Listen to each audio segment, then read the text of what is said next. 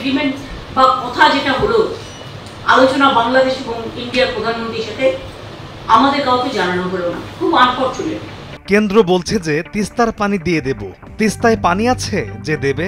তিস্তার পানি দিলে উত্তরবঙ্গের একটা লোকও খাবার পানি পাবে না। সম্প্রতি এমন ঝাঁঝালো ভাষায় বাংলাদেশের প্রধানমন্ত্রী শেখ হাসিনা ও ভারতের প্রধানমন্ত্রী নরেন্দ্র মোদীর সাক্ষাৎকার নিয়ে সমালোচনা করেছেন পশ্চিমবঙ্গের মুখ্যমন্ত্রী মমতা বন্দ্যোপাধ্যায়। আবার বলছে তিস্তার জল দিল, তিস্তায় জল আছে তাই দেবে। 8 জুলাই সোমবার রাজ্যের প্রশাসনিক ভবনে বাংলাদেশের সঙ্গে গঙ্গা ও তিস্তা চুক্তির বিষয়ে কেন্দ্রীয় সরকারের বিরুদ্ধে ক্ষোভ প্রকাশ করে তিনি বলেন, বাংলাদেশের সঙ্গে আমাদের গঙ্গা চুক্তির সময় কেন্দ্রীয় সরকারের সঙ্গে কথা হয়েছিল পশ্চিমবঙ্গ যেন সমস্যায় না পড়ে, এজন্য গঙ্গা ড্রেজিং করা হবে এমন কথাও হয়েছিল। এখন গঙ্গার পাশে যে ভাঙন ধরেছে তাতে অনেকের বাড়িঘর নদীর পানিতে তলিয়ে যাচ্ছে। এলাকার উন্নয়নের জন্য 700 কোটি রুপির একটি প্যাকেজ তৈরি হয়েছিল। যখন এসব কথা হয়েছিল তখন আমি সংসদ সদস্য ছিলাম, ফলে পুরো বিষয়টাই আমি জানি, কিন্তু আজ পর্যন্ত সেই অর্থ কেন্দ্রীয় সরকার আমাদের দেয়নি।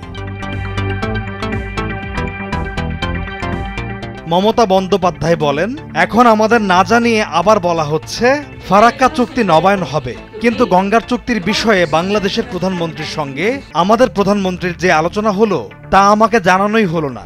এটা খুবই দুর্ভাগ্যজনক। এর মধ্যেই আবার বলছে তিস্তার পানি বাংলাদেশকে দিয়ে দেবে, কিন্তু তিস্তায় কি পানি আছে যে দেবে? বাংলাদেশকে তিস্তার পানি দিলে বাংলার উত্তরবঙ্গের একটি মানুষও খাবার পানি পাবে না। কেন্দ্রীয় সরকারকে মমতা মনে করিয়ে দেন, তিস্তায় এই বর্ষার মৌসুমে যেমন পানি থাকে তা গ্রীষ্মে থাকে না। এই সময়কার বর্ষার পানি দেখে সবকিছু যেন বিবেচনা করা না হয়।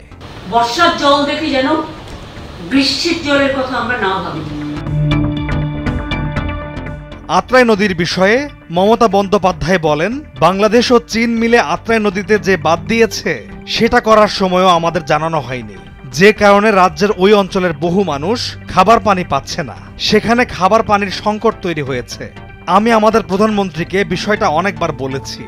আগে ইন্দো বাংলাদেশের মিটিংগুলোয় আমাকে ডাকা হতো, সেখানে এই সমস্যার কথা আমি বারবার তুলে ধরেছি, তারপরেও সেখানে কোনো ব্যবস্থা নেওয়া হয়নি। এটা আমাদের যেমন এসডিআরএফ আছে, এনডিআরএফকেও আমরা টাকা দিই। গেল 22 জুন দ্বিপাক্ষিক নানা বিষয়ে দিল্লিতে বৈঠক হয় বাংলাদেশের প্রধানমন্ত্রী শেখ হাসিনা ও ভারতের প্রধানমন্ত্রী নরেন্দ্র মোদীর। সে সময় তিস্তা নিয়ে দুজনের মধ্যে আলোচনা হয়। গেল 24 জুন এ বিষয়ে মুখ খোলেন মমতা বন্দ্যোপাধ্যায়, তীব্র সমালোচনা করেন কেন্দ্রীয় সরকারের বিরুদ্ধে। উপরন্তু আমাদের না জানিয়ে আবার বলছে আবার ফারাক্কা চুক্তি রিনিউ করবে। পলাশ খান, ভোরের কাগজ।